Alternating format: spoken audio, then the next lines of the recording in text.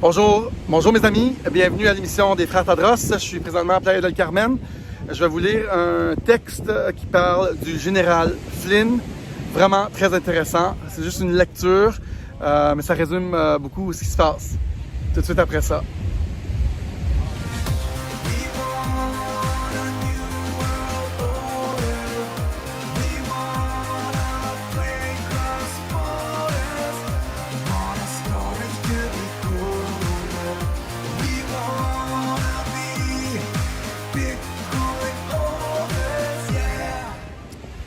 Bonjour tout le monde, donc je vous lis un texte qui s'appelle « Général Flynn, c'est maintenant imminent ».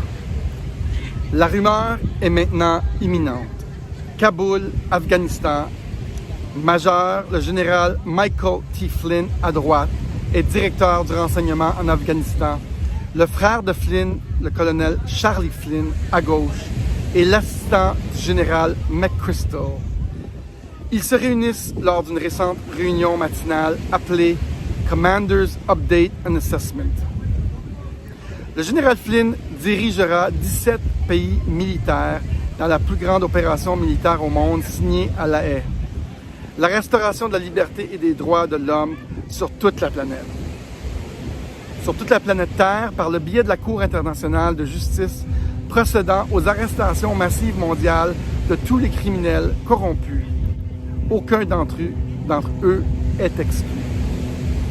Le monde sera soumis à la loi martiale américaine pour se conformer à la loi adoptée en 1776. Chaque nation sera libre.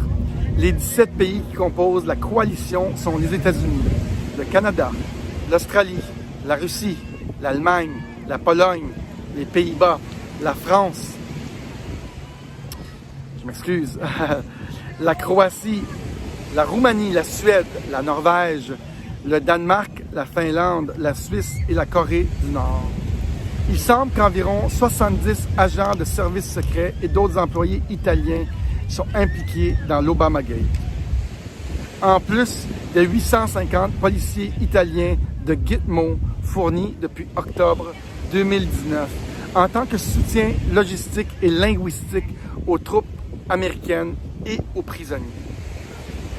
L'Italie, qui sera la première à voir les arrestations de corrompus, a été exclue car elle est empêtrée jusqu'au cou dans l'Obamagate et était donc considérée comme trop corrompue et absolument pas fiable car l'Italie est toujours le carrefour de chaque complot international, de chaque intrigue et de chaque crime.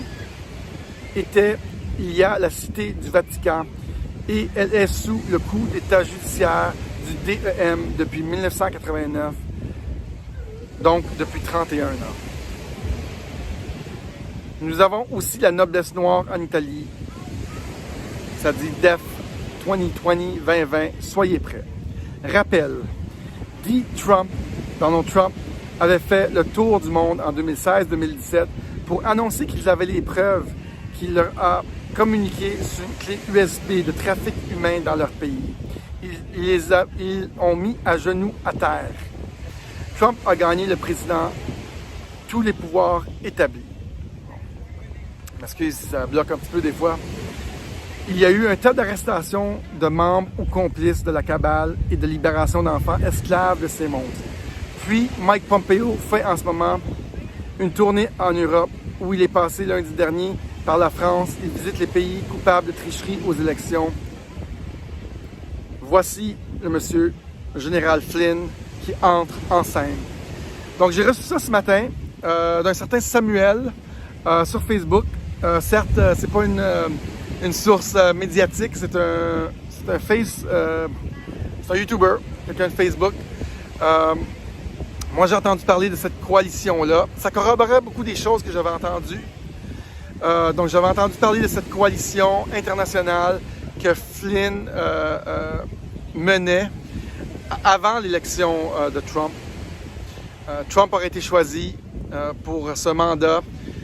Flynn a l'air de vraiment une figure importante dans la réforme mondiale contre les banquiers internationaux.